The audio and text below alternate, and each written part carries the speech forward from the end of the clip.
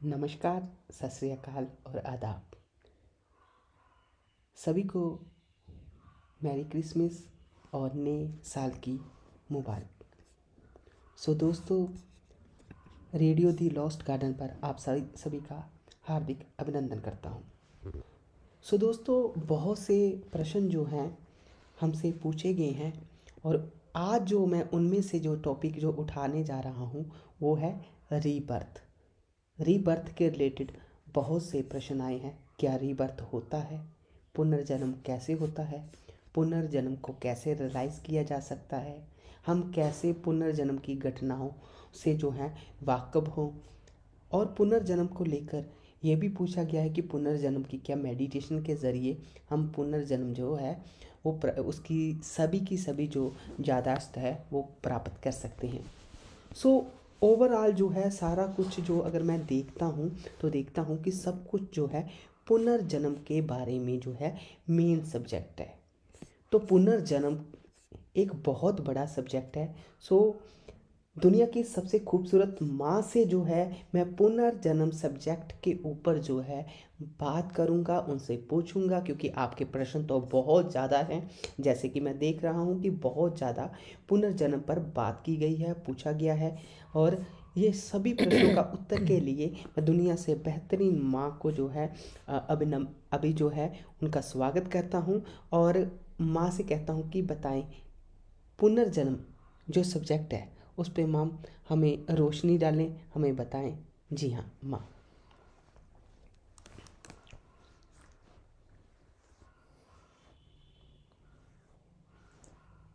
Radio दी lost garden,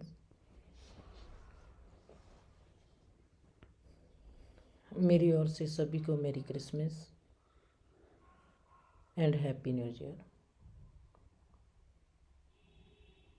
कहना तो चाहती हूँ कि आप का हर पल नए साल की तरह नया हो और आप सबको सदा ही परमात्मा खुशियाँ नवाजे और सदा ही आप सब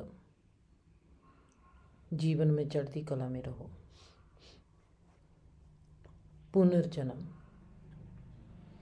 पुनर्जन्म में मुझको 100% भरोसा है, क्योंकि मेरी घटनाएं बहुत सी हैं ऐसी जो पुनर्जन्म पर ही खड़ोती है। हमारी आत्मा का बार बार जन्म लेना, चाहे इस जन्म में मेरा नाम जिंदर है, एज ए जिंदर मैंने इस जन्म में ही अपना जीवन काटा है, पर पुनर्जन्म आत्मा का होता है, जिस्म का नहीं। हमारी सोच का होता है, हमारे भाव का होता है, हमारे बदलते हुए एहसासों का पुनर्जन्म ही होता है। पुनर्जन्म भी मेरे लिए एक बहुत ही प्यारा अल्फाज है, जिसमें इस क्रिएशन का एक बहुत बड़ा भेद और गहरा भेद छुपा हुआ है। मेडिटेशन के पुनर्जन्म स्टोरीज पुनर्जन्म की हमने बहुत सी पढ़ी हुई है। पुनर्जन्म,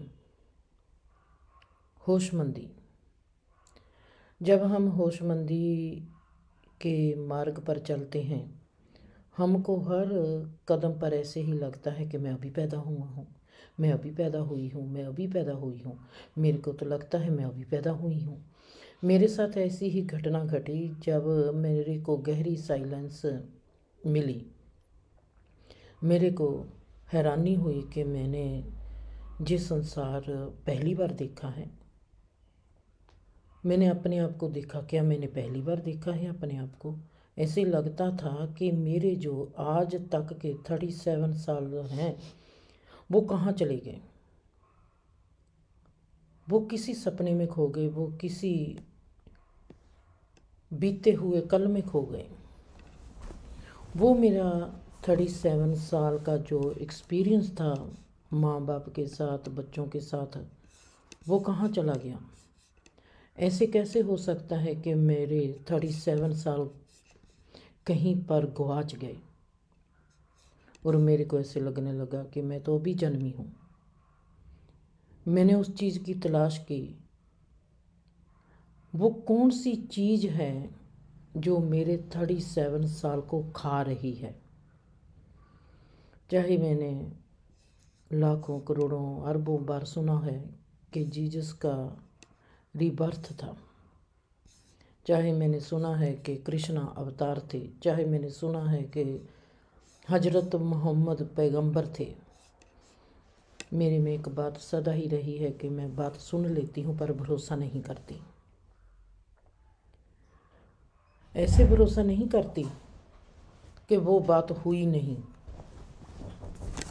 ऐसे भरोसा नहीं करती कि मैं वो बात का एक्सपीरियंस लेना चाहती हूँ।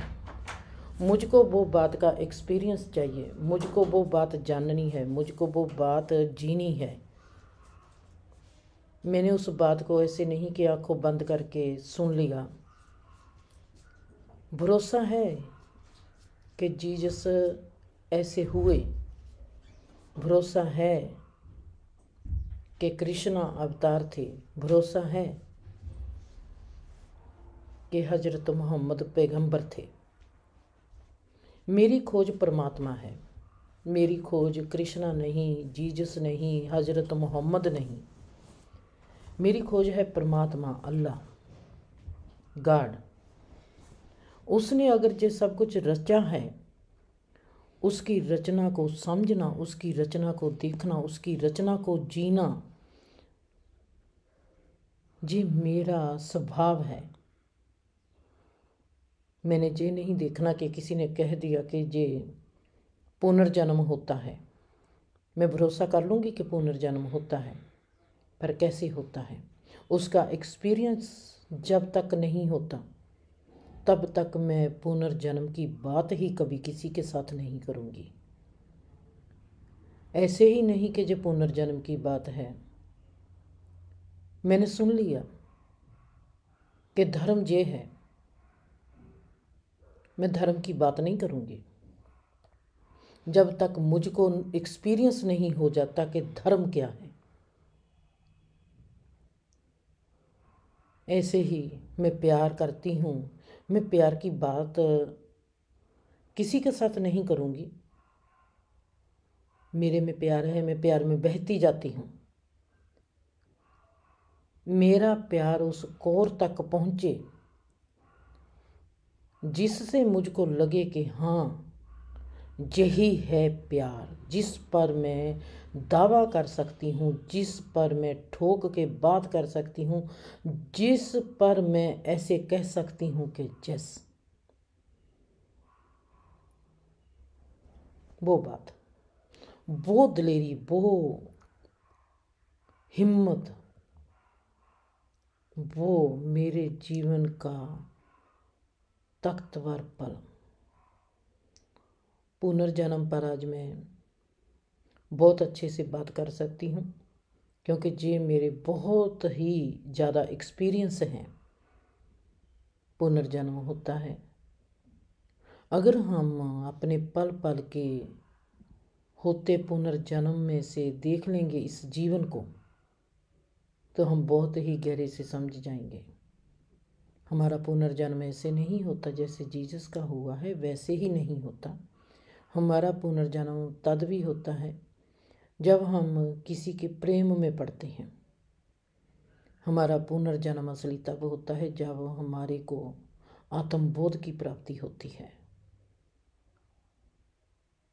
हमारा पुनर्जन्म तब भी होता है जब हमारे को कोई धोखा दे जाता है और हम इस जीवन में टूट कर बैठ जाते हैं और फिर कैसे इकट्ठा करते हैं खुद को आगे बढ़ने के लिए, वो भी हमारा पुनर्जन्म है। जब प्यार होता है तब भी हमारा पुनर्जन्म है। जीवन एक पुनर्जन्म की गाथा से भरा हुआ है। हमने उन पलों को पकड़ लिया जब जब हम गिरे थे और उठे थे, जब जब हम रोए थे फिर हंसे थे, जब जब हम किसी को देखकर मुस्कराए थे फिर खुद को देखकर रोए थे। जब हमने किसी भाव को सुना था और अपनी हीन भावना को परखा था, हमारी समझ, हमारा जानना, हमारा मानना जब हमारी समझ के अनुकूल हुआ था, तब हमारा पुनर्जन्म हुआ था। हम सब पुनर्जन्म की गाथा के एक प्रतीक हैं।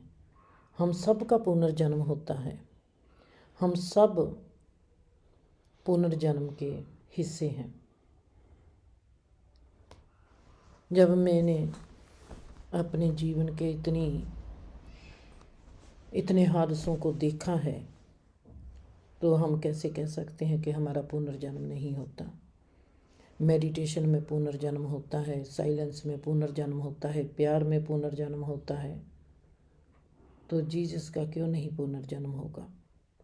क्यों नहीं कोई अवतारा होगा? जो बहुत ही सुंदर अल्फाज हैं जिनके जरिए हम क्रिएशन को देख सकते हैं और परमात्मा के उस भेद को, उस रहस्य को समझ सकते हैं। अगर ऋषियों ने कहा कि कृष्णा अवतार है, अवतार का मतलब क्या है? अगर हम कह देंगे कि वो परमात्मा का अवतार है, इससे बात नहीं बनेगी। ये बात थोड़ी सी कच्ची रह जाएगी। दाल कच्ची हो स्वाद नहीं आएगा। हम मान लेते हैं, हम जानते नहीं। जानना जरूरी है, मानना जरूरी नहीं है। मानते हैं किसी भी चीज़ को तो फिर वो हमारा भरोसा है, वो हमारा विश्वास है। हमारी फेथ कभी भी हमारी मान्यता पर कायम नहीं होती। हमारी श्रद्धा सदा ही हमारे जानने पर खड़ी होती है। मानना हमारे मन की वृत्ति है, जानना हमारे अस्तित्व की वृत्ति है। मैंने मान ली बात, जैसा मुझको माहौल मिला, जैसे माहौल से मैं पलती आ रही हूँ, वैसा मैंने मान लिया।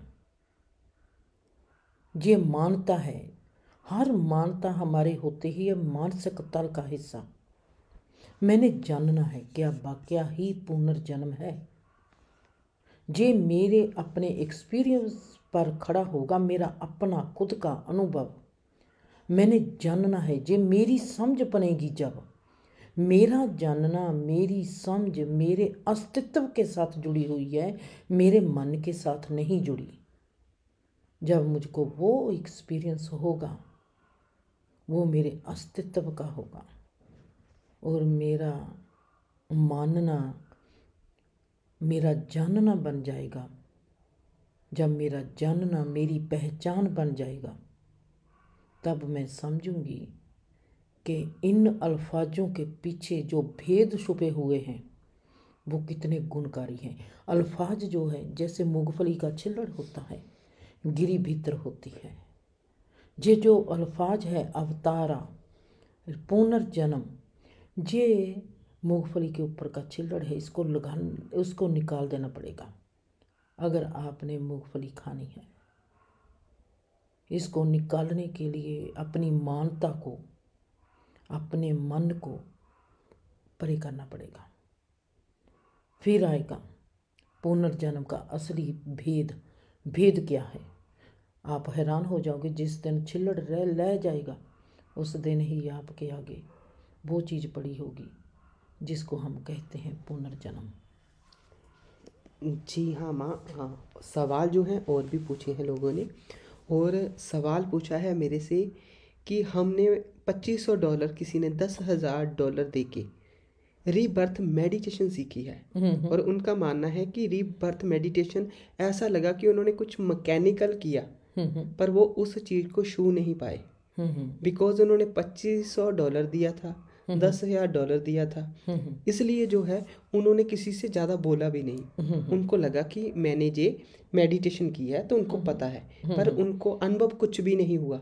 और ऐसा पूरे भारत में नहीं, पूरी दुनिया में रीबर्थ मेडिटेशन जो है करवाई जाती है, पैसे लिए जाते हैं। टेक्निक जो है बताई जाती है कि किसी समय जो है ऋषि मुनियों की थी, ठीक है। उस टेक्निक को सेल किया जा रहा है। एक्सपीरियंस उससे कुछ होता नहीं है, ठीक है। कुछ ने लिखा है कि कुछ भावात्मक तल को वो छूते हैं थोड़ी देर के लिए, पर उसमें कुछ ज़्यादा नहीं है। ठीक है, तो क्या वो टेक्निक जो कराते हैं रीबर्थ मेडिटेशन, क्या उनकी टेक्निक में प्रॉब्लम है, क्या करवाने में प्रॉब्लम है, जहाँ वो पैसा देते हैं इसलिए जो है कि ये बिजनेस बन जाता है, जहाँ जो रीबर्थ मेडिटेशन है आपके मुताबिक उसका पहला स्टेप कहाँ से होता है, और हमारी जीवन में हर एक के जो दुनिया में पैदा हुआ है क्या हर एक के साथ रीबर्थ का स्टेप होता ही होता है? जैसे हम कहते हैं कि हर कोई इंट्यूशंस होती हैं, पर जी जी पता किसी किसी को लगता है। बिल्कुल ठीक बिल्कुल। है, तो आप मेरे को इसको थोड़ा और क्लियर करें, क्योंकि लोग कहते हैं कि हम कई जगह पर मेडिटेशन करने जाते हैं, रीबर्थ मेडिटेशन, पैसे देकर आ जाते हैं, होता कुछ भी नहीं है। तो किस चीज़ का ध्यान रखना है उन्होंने? वाह, मेरे को एक चीज़ कभी भी हजम नहीं हुई, जब भी कोई कहता है कि हम मेडिटेशन की प्रैक्टिस करवाते हैं।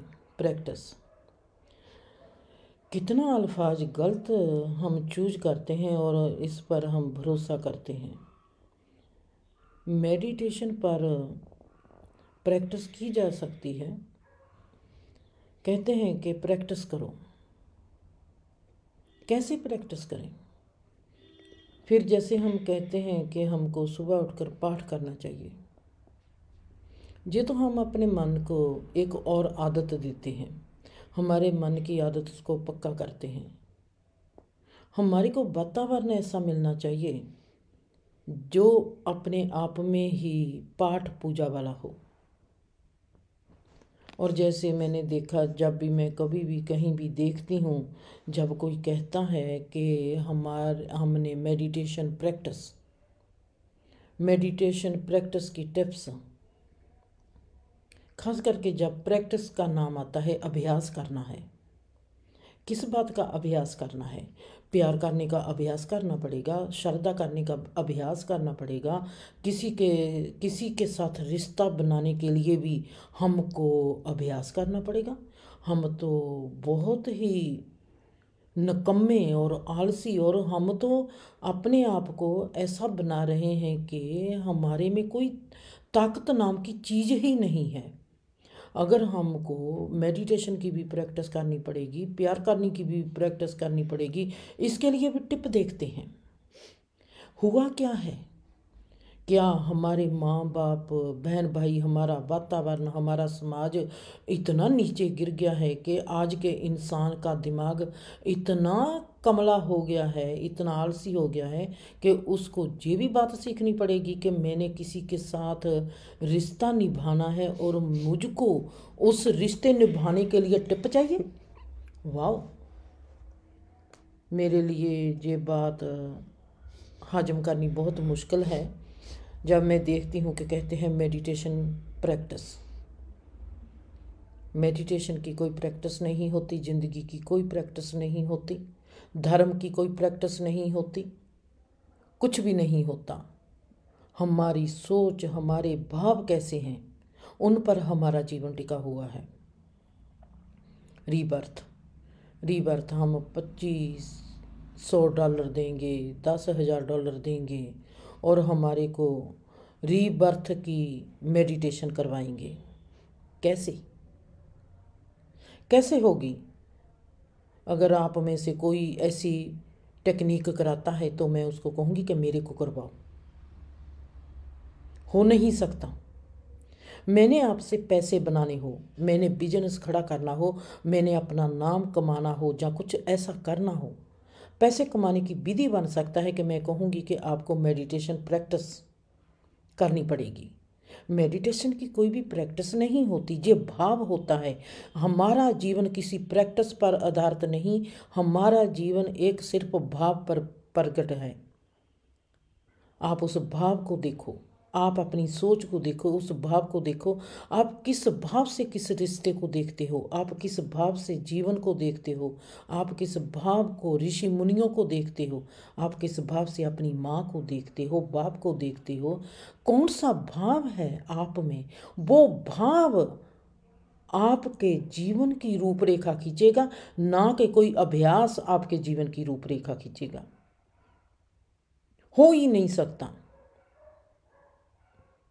जितनी क्यों नहीं हम कामयाब, क्योंकि हम बाहर के जो मेथड हैं, बाहर की जो विधि है, उस पर अपने आप को डिपेंड कर लिया है, हम उस पर निर्भर हो गए हैं। आपके भीतर जो आपका भाव है वो कहाँ चला गया?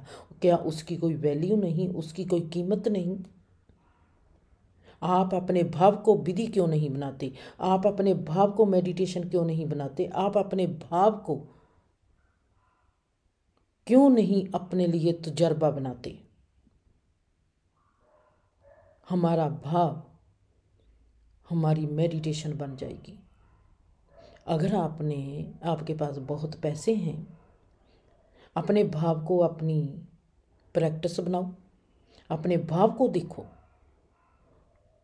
उसको अपनी विधि बनाओ, उस विधि पर चलो। अगर आपके पास पैसे ज़्यादा हैं तो किसी ज़रूरतमंद को कपड़े ले दो। ऐसे सोचो कि आपने किसी का बिजनेस नहीं खड़ा किया, आपने साथ ही पुण्य कर दिया। 7 पुण्य 7 पलियाँ, एक तीर से 3 निशाने लगाओ।